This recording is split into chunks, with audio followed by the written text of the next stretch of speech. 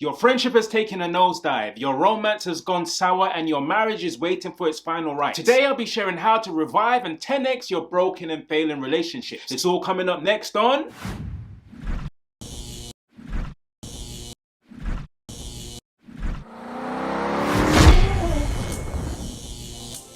Hi, my name is Jermaine Wongi here at the Jermaine Thinking Spot, where you receive advice on life, love and faith. Today I'll be sharing advice on how to 10x your relationships so that they're a source of health, love and mutual respect. Stick around to the end because my last piece of advice, if applied, will literally U-turn a relationship that may have been heading for the grave. But you live to fight another day. Shh.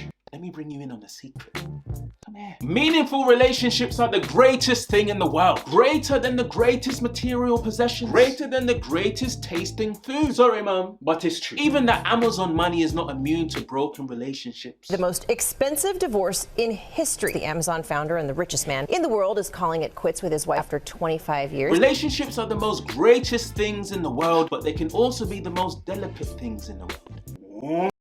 Molto delicacy.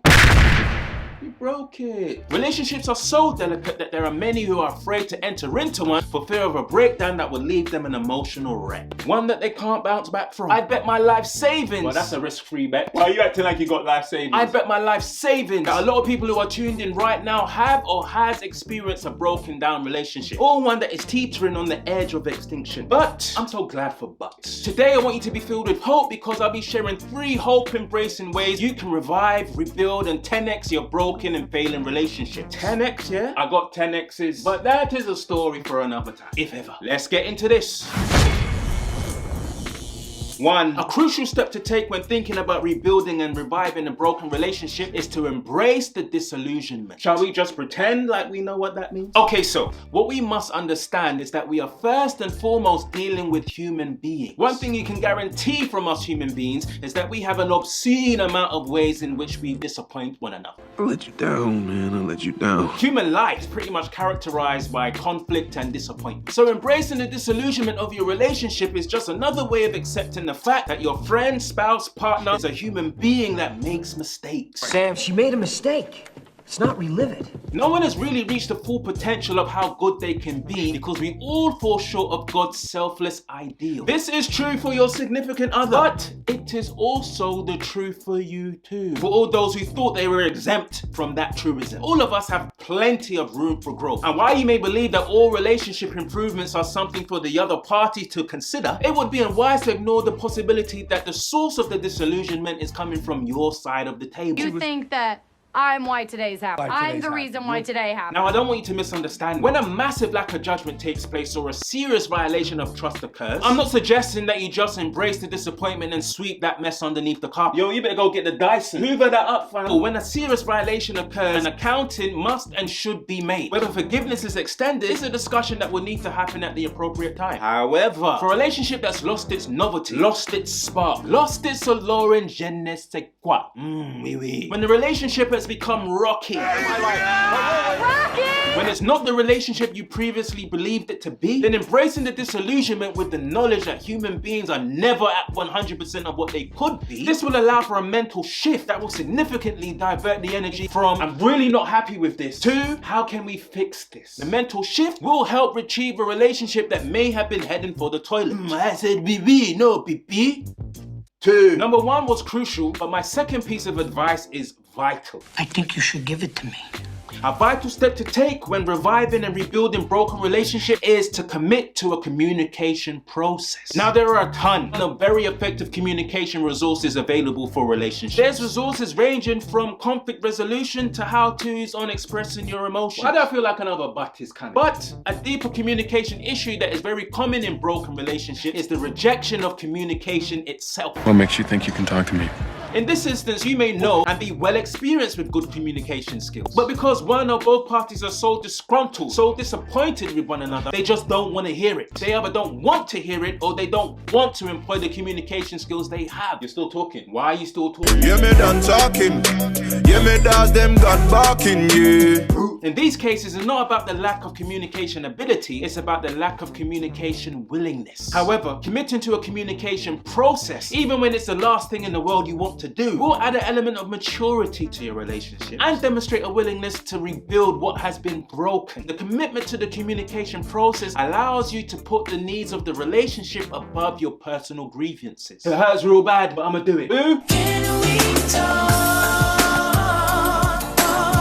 Now this third piece of advice is the advice to rule them all. With what I'm about to tell you, if applied, will avail your relationship reviving power that comes straight from heaven itself. Do you want it? Just like that? No sit-ups? No 10-mile hike? If the advice you've heard so far has been beneficial, then don't forget to like and subscribe as I prepare to give you the relationship 10x boost. Number 3. To revive, rebuild, and 10x your relationships, be a recipient and conduit of grace. Yes. Where is she? Where's Grace? Grace is the most precious thing we can receive in this life, and it is a life-changing gift that we can offer. But what is it? Am I merely talking about praying over one another's food? Everybody say grace. It's so much more than that. A good way to understand what grace is to understand it as God's unmerited favor.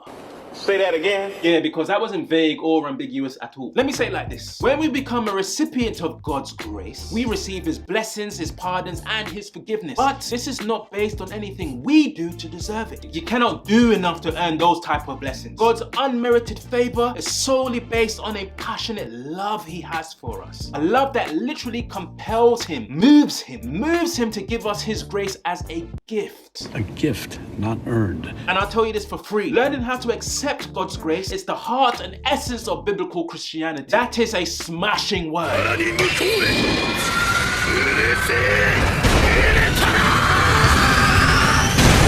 I'll be speaking more about that in a later episode. For now, please listen carefully. When you appreciate God's grace as a recipient, you begin to understand its life-changing power as a conduit. A friend, a partner, or a significant other who receives and is blessed by your unmerited favor, not based on anything they have done to deserve it, but solely based on God's passionate love flowing through you and spilling onto them. This will infuse your broken relationship with a power that comes straight from the throne room of God. Grace is the most precious gift in the world. It is the element that makes us right with God. Now, if grace has the power to accomplish that amazing feat, it definitely has the power, if you allow it, to revive, rebuild, and even resurrect dead and broken relationships. Oh my God! Wow! Let's recap the big 3. 1. To revive and rebuild broken relationship, embrace the disillusionment. Remember that we are imperfect human beings. Acknowledging and understanding this will help us focus on growing in potential instead of focusing on the disappointment of what is lacking. 2. To rebuild and revive broken relationships, commit to a communication process. Commitment to this process allows you to reap the benefits of putting the needs of the relationship over your personal grievances. And 3. To rebuild and revive broken relationships, be a recipient and conduit of grace. God's grace is the most precious and powerful gift in the world. Allow it to flow through you and it will revive, rebuild, and 10x your broken relationships. Yes, I love you. But when you love someone, you work it out. You might never get it again. Question: what are some of the ways you've rebuilt and revived some of your broken relationships? Please let me know in the comment section below. Yeah, I want to know their business. Yeah. I want that wisdom. Has this episode of the Jermaine Thinking Spot been helpful to you in any way? Again, let me know in the comment section below. I'm looking forward to reading what you have to say. Don't forget to like and subscribe and to click the notification bell so you always know when we release brand new content and so you can always be up to date with what we're doing here at the Final Call community. I think that's about it. So until we see each other again, keep tight, hold tight, and until next time,